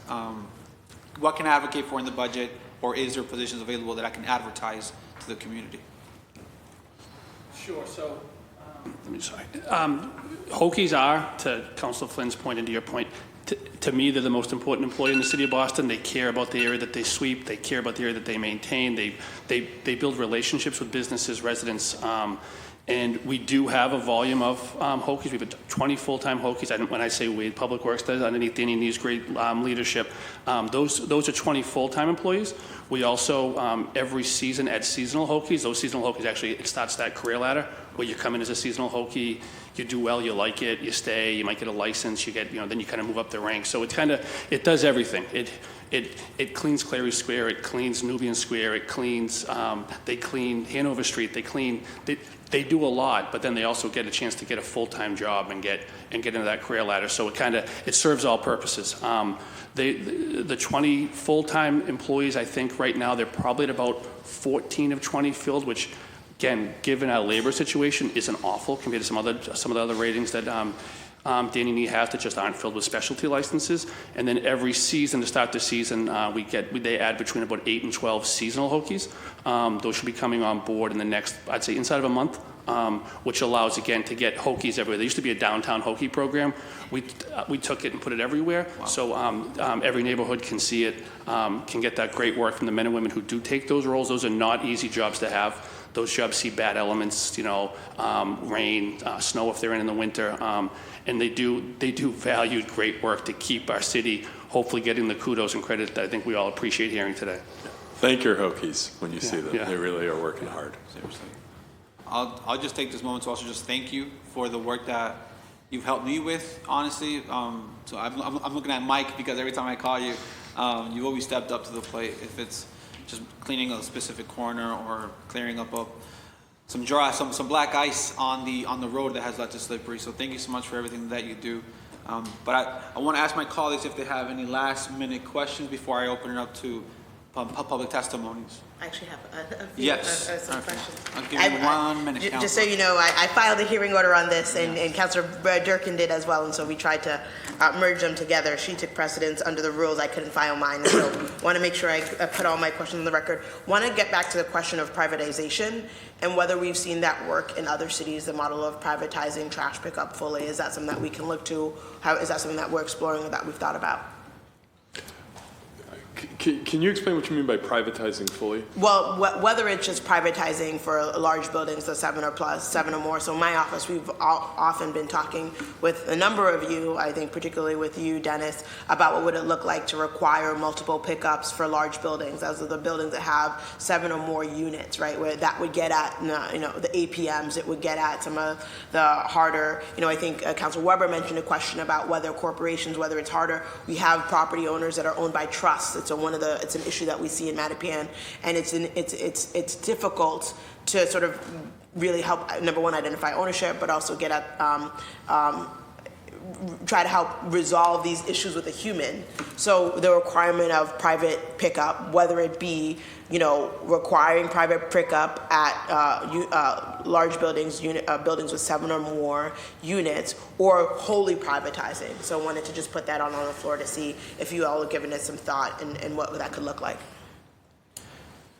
In terms of picking it up at large buildings, we've obviously given it a lot of thought because most jurisdictions around us require it. They require privatization at large buildings. I think it also comes with a level of enforcement. It's not that effective if you're not out there enforcing it. And we've certainly been in certain properties in Mattapan and all across the city that we don't have the level of enforcement to kind of keep track of these properties. We have, John, is it 15 code enforcement staff right now?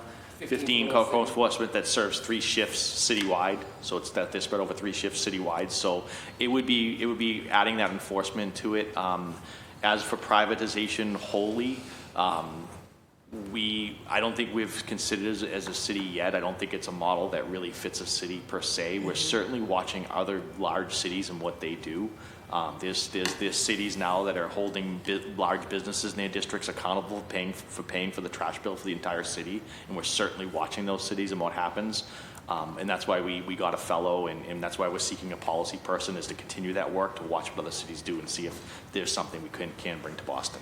Because I'm just thinking if we privatize it for large buildings, that could ease up our ability to mandate recycling, or for us to control recycling as a city, or for us to pick up the composting program that I understand that we are now partnering with a third party who comes and picks up my compost bin every Friday morning, so shout out to the compost program. But I just, that requiring that could ease us up in certain other areas too, yeah. Agree. And I also wanted to put on the table Boston Housing Authority.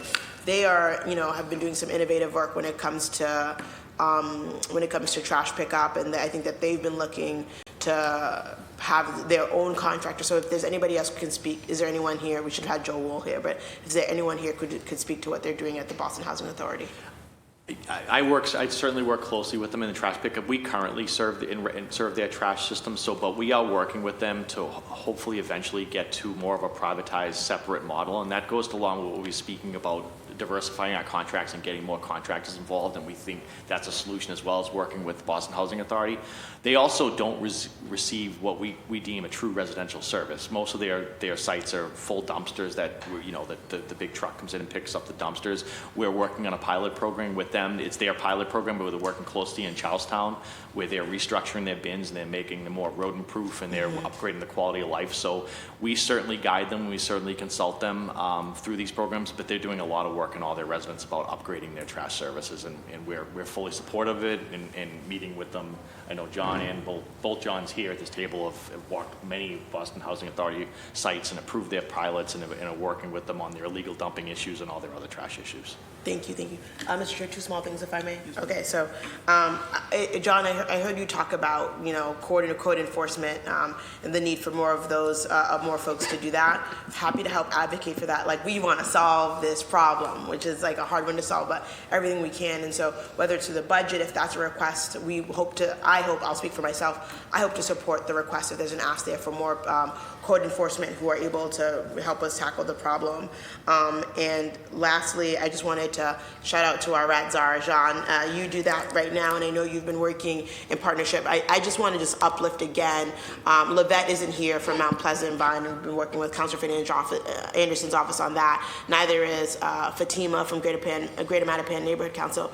But you truly go in, attack the problem, create pilot programs, put people on our problem task property list. I think I got those words wrong, but you know what I'm trying to say. And I want to uplift, even though we're still seeing whether it's been successful or not, but the fertility pilot in Jamaica Plain that you've been working on with my office to try to see, okay, how do we get at this rodent population? Could controlling the rat population be part of it? And I just want to uplift that. I know that we talk about this all the time. 2 years ago, I was here on my birthday talking about rats.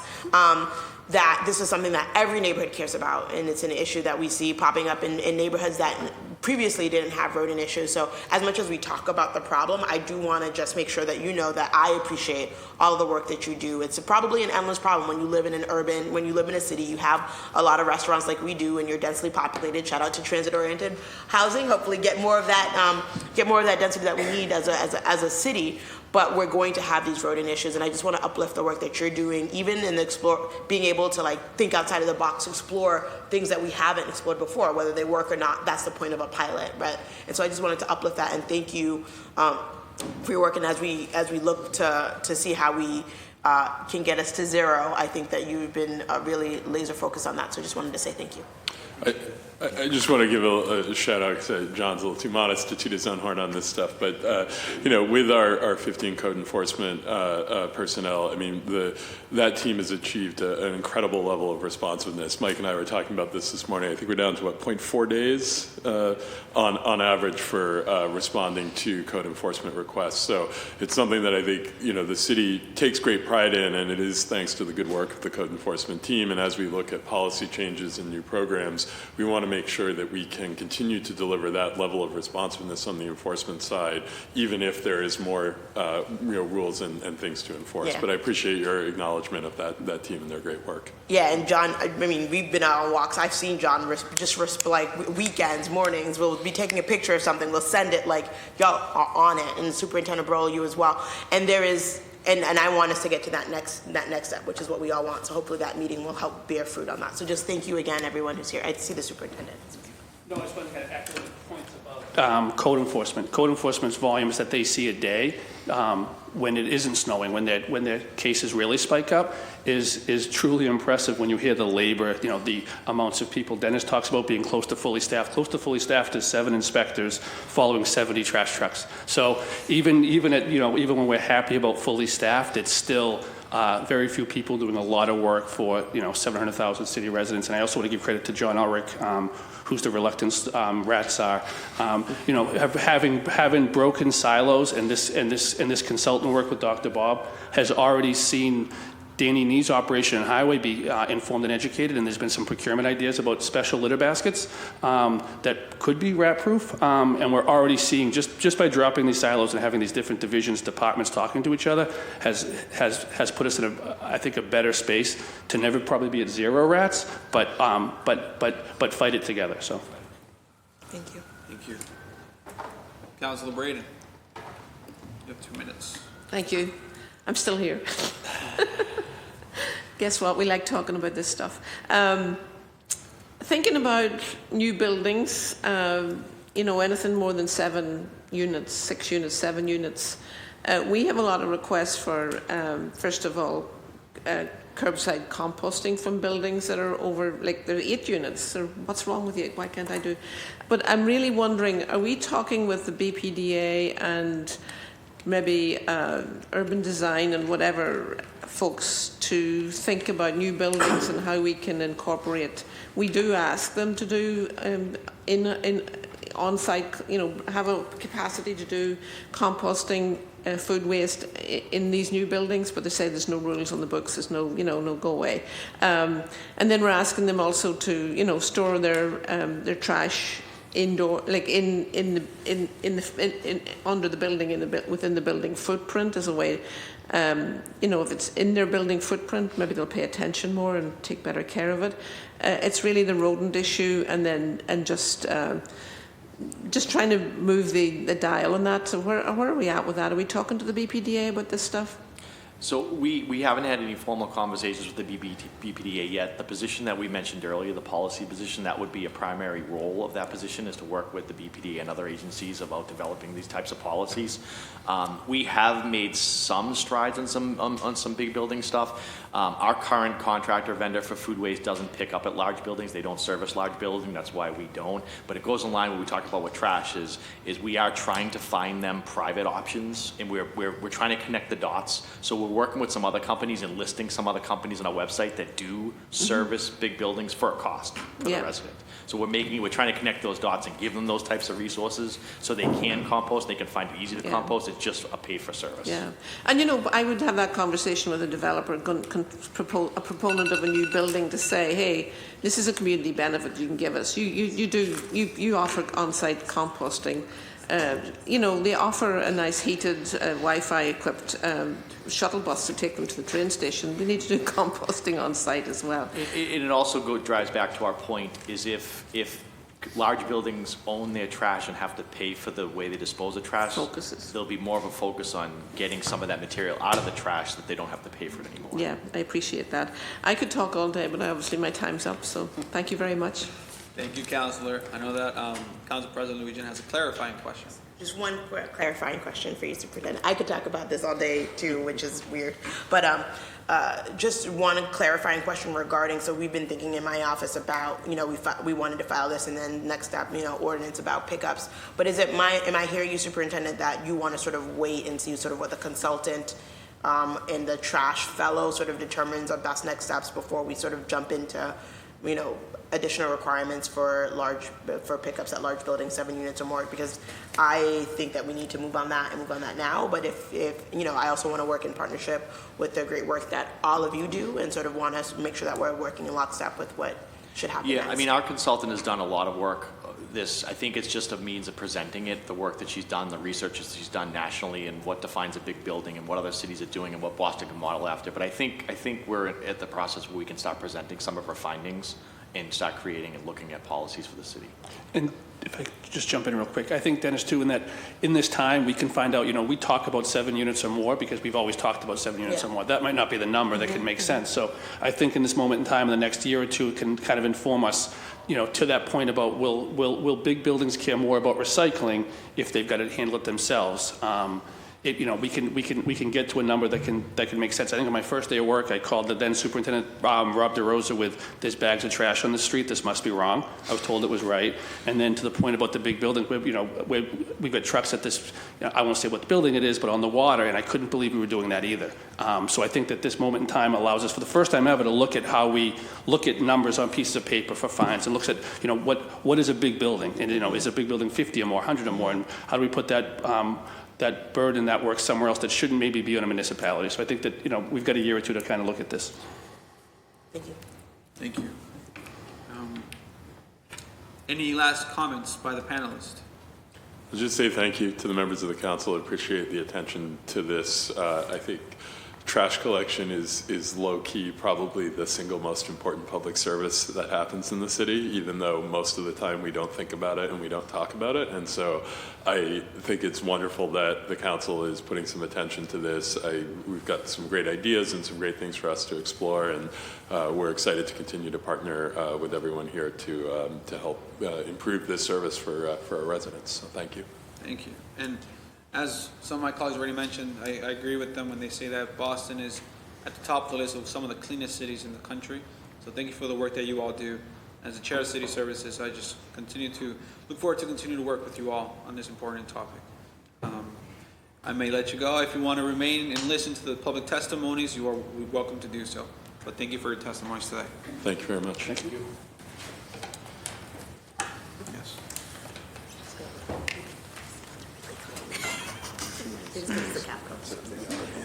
We will now move forward with public testimony.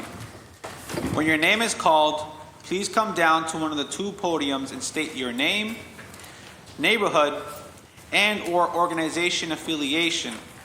Please speak into the microphone, and please keep your comments to 2 minutes.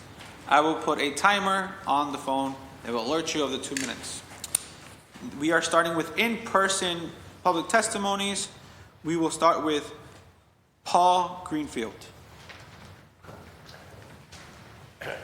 Thank you for organizing this. I'm Paul Greenfield. I live on Beacon Hill.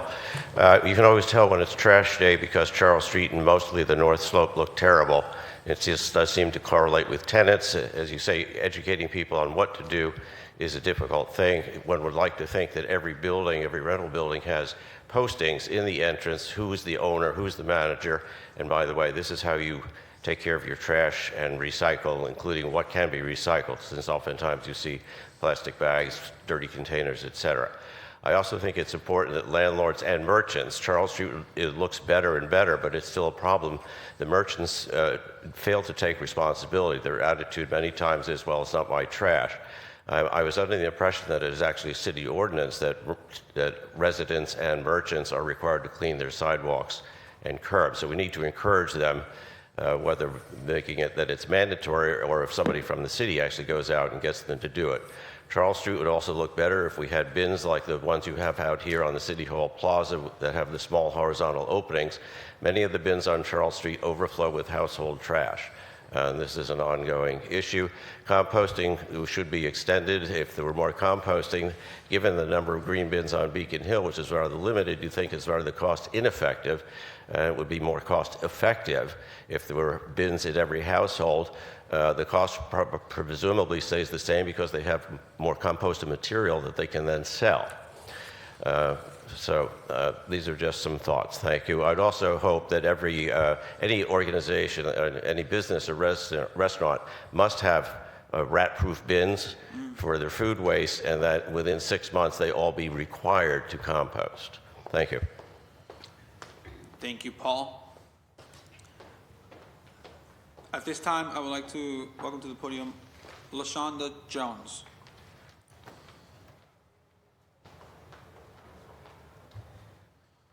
Hello, everyone. I'm LaShonda Jones. I'm a Fenway resident. My neighborhood, Fenway's a lovely neighborhood, but I am really tired of seeing like dog waste and all that stuff because it spreads diseases and also it's really nasty, and I'm really tired of picking that up. And there aren't really many trash cans. I know it's a very residential area, but I would love to see more trash cans in the area so that can be, taken care of. Also, regarding the privatization of waste services, I don't think it should be privatized at all. It should be a public community effort. Privatization, that means there's like very little oversight and whatnot, and they're only going to care. These companies only care about profit. So we should get like the Fortune 500 companies out. Yes, thank you guys so much. Thank you so much for your testimony.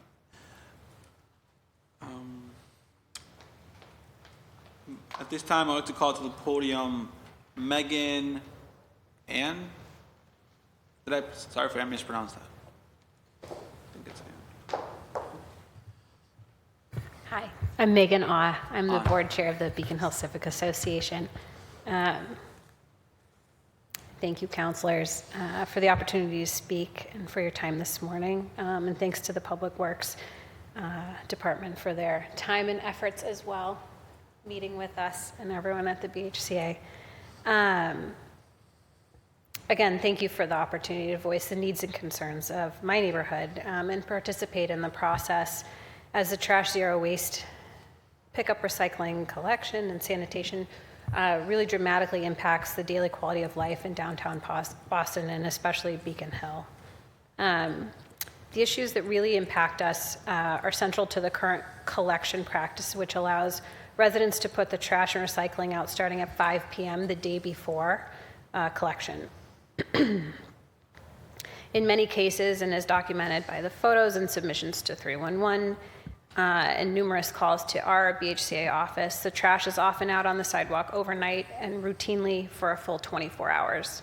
By any reasonable standard, having the trash out obstructing sidewalks is unacceptable, and the results are many. The public health threat to the residents, top of the list. Obviously, the non-exhaustive aspects also include accessibility and the use of the sidewalk, obviously the safe levels of cleanliness, but of course providing a food source for the continually thriving rat population in the city. The BHCA continues to study the trash collection logistics at length, as well as the contract, which I happen to have with me. And we understand the complicated logistics issues the city faces. Beacon Hill is an extremely dense neighborhood, especially the North Slope. In the contract now, Beacon Hill is coupled with Charlestown, the North End, and Roxbury, and we're acutely impacted in the same way as our neighbors. Briefly, in response to educating neighbors and getting the neighbors more involved, the BHCA is very much focused on neighbors helping neighbors, bridging gaps and fostering that meaningful communication and education. In response again to the timing of the pickups, there's not a consistent time that our neighborhood is serviced. Can I continue? Yeah, thanks. Sorry. The trash and recycling are routinely out for 24 hours. Further, the density of the residential units is noted in the current contract as 3 units per building.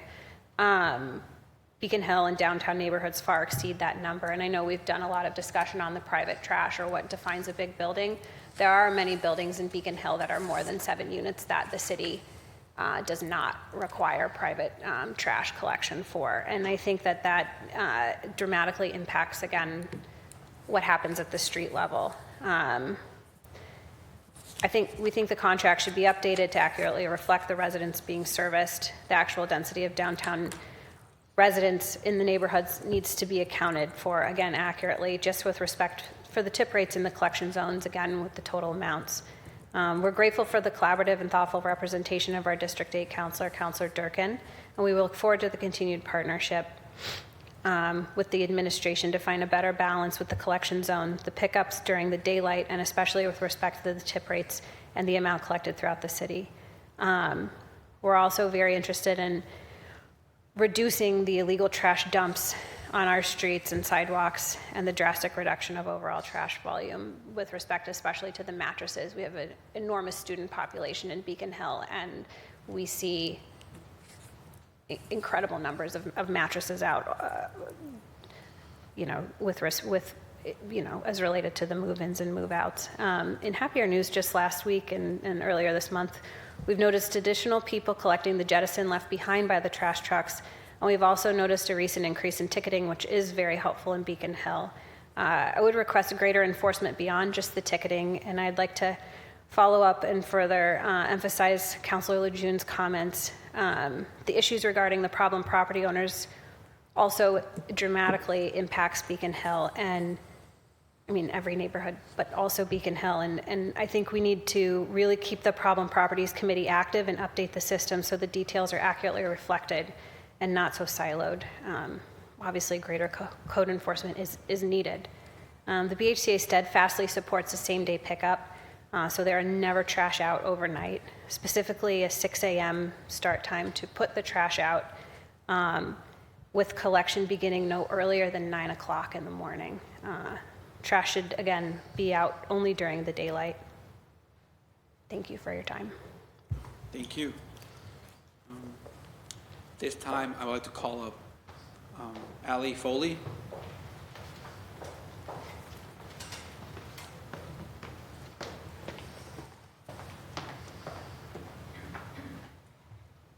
Thank you very much. I wasn't really prepared to speak today, but some of the topics that came up from the counselors was really reflective of recent cross-collaboration between a couple neighborhoods. So my name is Ali Foley. I'm a resident of Back Bay for nearly 9.5 years. I also work most recently in Beacon Hill, so I carry kind of both of those perspectives from a residential perspective and also from, traversing through Beacon Hill.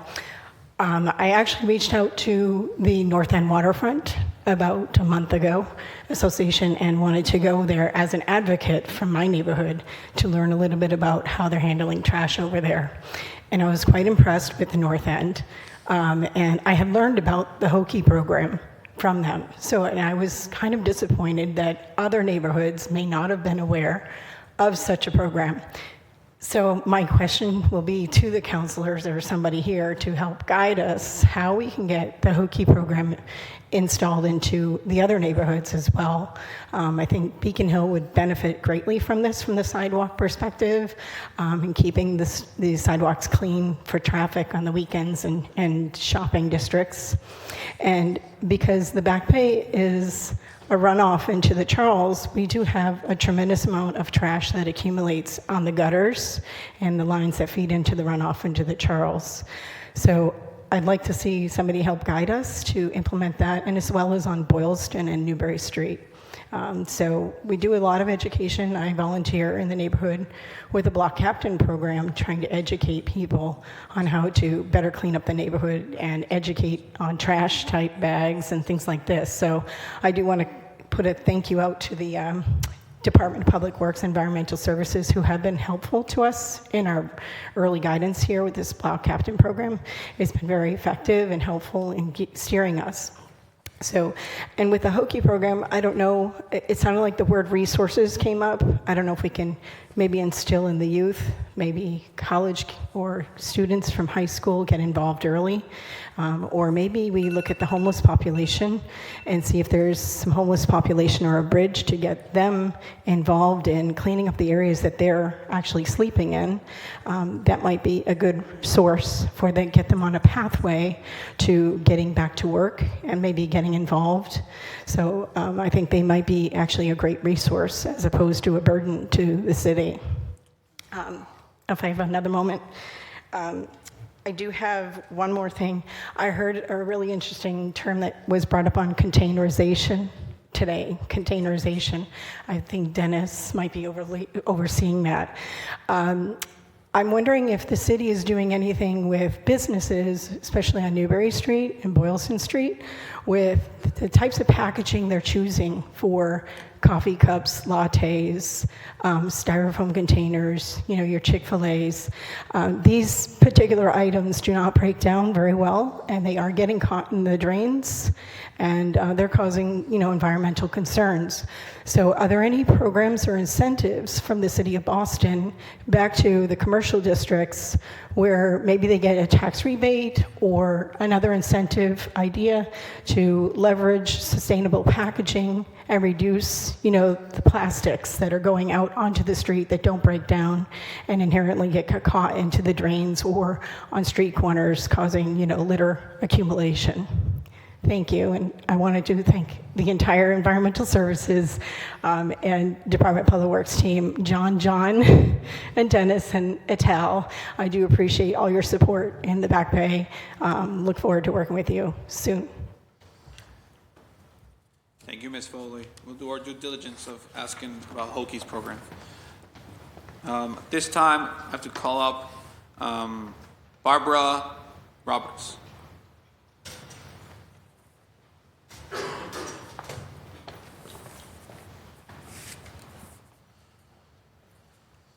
Hello, good morning. It's still morning, right?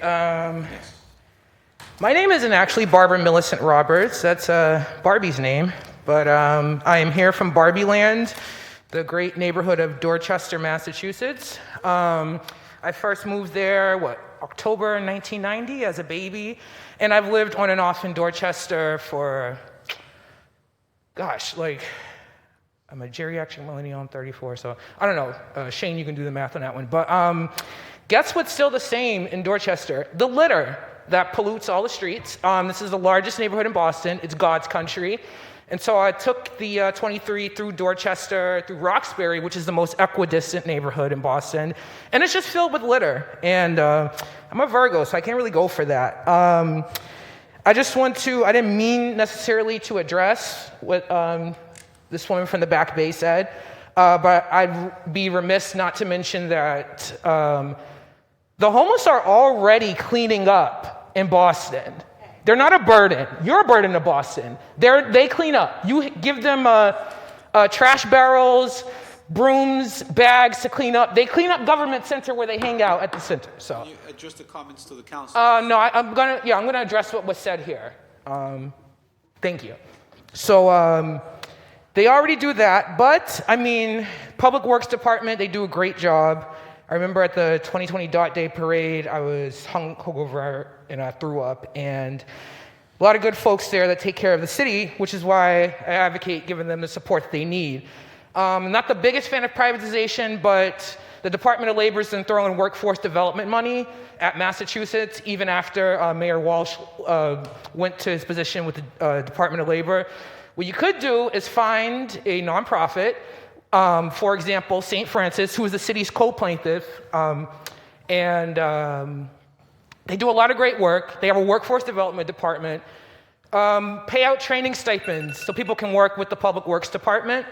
If you're wondering if there's an appetite for entry-level work like that helps beautify the city, look at the emergency shelters with a bunch of people who are either waiting for federal work authorization or trying to access entry-level jobs that they can do. The city of Boston also needs to really temper when it comes to code enforcement. I'm a big fan of Tiger Stockbridge. He's one of my favorite characters. But I don't know how many policies it takes to realize that forcing people to do something under the threat of the law doesn't work as well as just incentivizing them doing something. So if you incentivize picking up litter, if you incentivize proper ways of trash disposal, you get a lot farther than just sending the local government to basically hound people. I mean, for example, the 2020 census count, technically mandatory, but they got a lot more participation when it was the voluntary aspect of it was emphasized. And so I'll just close with this. Shout out to John Ulrich. I can't see him from behind this wall, but in August 2023, I was in the land of piss and litter, known as New York City, and I attended a New York City Department of Health, what is it, called the Rat Academy. It's a training that they teach both community gardeners and businesses and residents how to basically all work towards IPM, Integrated Pest Management. And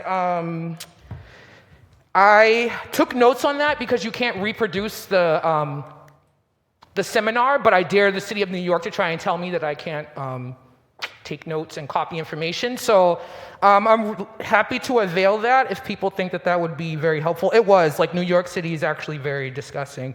But I'm going to close with kind of circling back to October 2021, where a rat-borne illness was identified, high risk, leptospirosis, was identified in Boston. It's pretty interesting that we can pay lip service and thank the Public Works Department, but a number of municipal employees had contracted leptospirosis due to the rodent infestation in Boston. These are issues, you know what I mean? Like, it's nice to have a hearing and people come in with their really nice suits, looking sharp gentlemen and things like that. But it doesn't matter if there's no practical application of things and just the respect for the public. Do you know how demoralizing it is to grow up around trash and litter and not just strewn condoms or drug paraphernalia that actually poses an illness? It all does. It's disrespectful to the residents, whether they live on Beacon Hill, or especially if they live in Dorchester, it's the largest neighborhood, or they live in Roxbury, where a lot of people commute from Nubian Station, Dudley Station, whatever you want to call it. So think about that. Just think about that when you're doing the budgeting and stuff like that, because you all found the money to give yourselves raises. Think about how demoralizing and disrespectful it is to both the residents and the city workers, your colleagues that you put at risk when you kind of dilly-dally when it comes to effective solutions. There are solutions out there. This is probably the easiest thing that you guys could do. So I hope you remain open to hearing from the public. And I sincerely thank the Public Works Department. I will be sure to scold some litter bugs on your behalf, and I welcome to our rat czar. Thank you so much. Thank you for your testimony. We also have some public testimonies that are joining us virtually. I'd like to start with H. Parker James.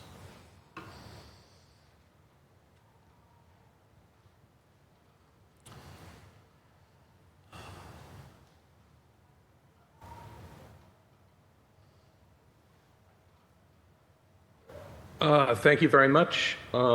Thanks to all of you for convening this hearing. We really appreciate it. So I'm going to keep it very brief. So my name is Parker James. I live in the Back Bay neighborhood. My affiliation was with the Charles Gate Alliance.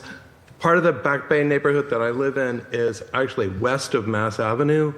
So instead of being having the service alleys, access to the service alleys that most of the neighborhood has, we're more like Beacon Hill here.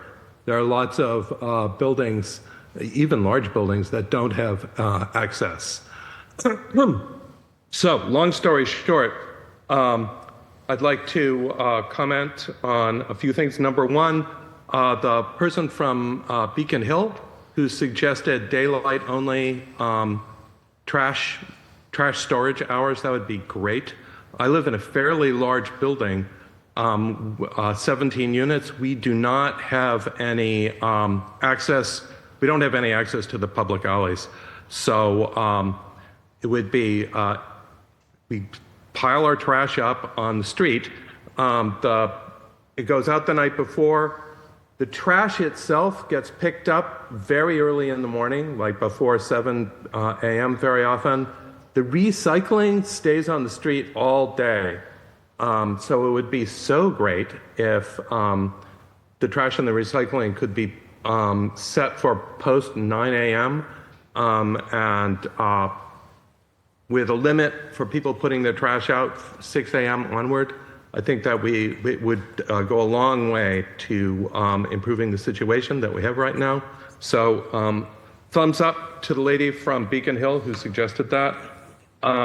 Another person that I'd like to say thumbs up to is Ali Foley for suggesting the possibility of at-risk and homeless people perhaps being used as a source of employment and labor to help keep the city clean.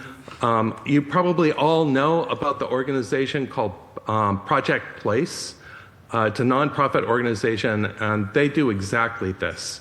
They hire at-risk and the focus of them as an organization overall is to get people off the streets into permanent housing and into permanent employment.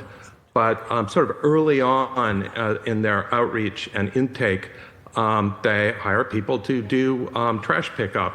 So their most famous contract is with the Red Sox. So Project Place cleans up the trash in and around Fenway Park after ball games. We at the Charles Gate Alliance hire them to help pick up needles and trash in Charles Gate Park twice a week. They're an absolutely fantastic organization. So no need to invent the wheel here. Just reach out to this great local organization. And finally, one thing would be great is so nobody knows their neighborhood, the peculiarity of their neighborhoods, quite like the local residents.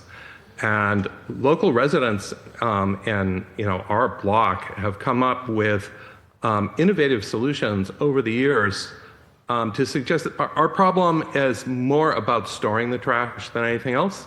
There's no place to store the trash. We would love if there were a way for the city to listen to the suggestions. I think the way it's set up right now, it's just easier to say no in order to end the conversation. If there were a way for people at the city to sort of say yes, start engaging with the local residents to come up with individually, locally crafted solutions for the trash storage, that would be so great. Because there are people here that would really like to solve the problem that we have right now. Privatization, it would be so great. Our building would love to have a privatized solution, but we have no place to set up any kind of trash receptacles for the private contractor to come and take the trash away. So it would be great to be able to communicate the problem, talk to someone at the city, negotiate a solution, and come up with an individually crafted solution. I'll bet neighborhoods across the city would have great suggestions. That's all I have to say. Thank you all so much for doing this. Take care. Have a good day. Thank you. At this time, I'd like to call on Barry Brown.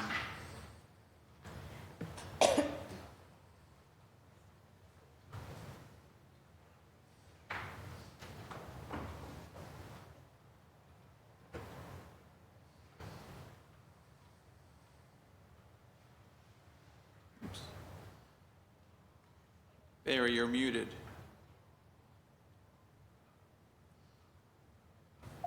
Sorry about that. Thank you, Mr. Chairman.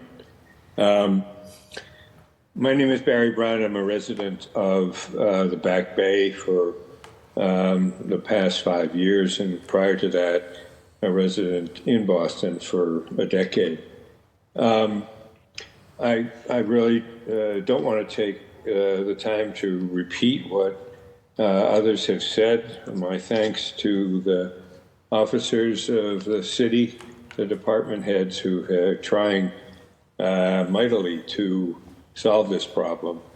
I do want to say, and to the council, by the way, for its continuing efforts. I'm a bit distressed about the box of being put into a 3-year contract with our trash collectors. I hope that within the 3 years, there can be some things done which don't violate that contract. And I think, as everyone that I've heard has suggested, regulating the hours in which trash is put out of our buildings is very important. In my personal observation, trash is put out the day before by early evening. It's spread over the alleyways in the Back Bay, and what follows is predictable, which is a sighting of rats, usually in the evenings when the trash is out, just walking around and crossing streets. There are correlatives to the situation with uncontainerized trash. It encourages graffiti in the areas where the trash is placed. And I think we've seen a tremendous increase in the defacement of property during this period where we focused on it over the last few years, an increase in graffiti. I see no reason, and I think I share this with others, that landlords with large buildings should not be responsible for their own trash pickup, either by paying an excess amount to the city, an additional amount to the city, or by getting their own trash collectors. To my knowledge, we're the only major city that continues to have our public works department pick up the trash for large profit-making developments. I thank you. I will relinquish what time I have, and I appreciate the efforts of the City Council. We attended a meeting 6 months ago. I know this is a follow-up, but I really would urge the City Council to begin to consider ordinances for this city that deal with these matters that they can deal with, which aren't in violation of the extended 3-year contract. Thank you very much. I appreciate it. Thank you, Mr. Brown. I would like to call on Ms. Valerie Smith.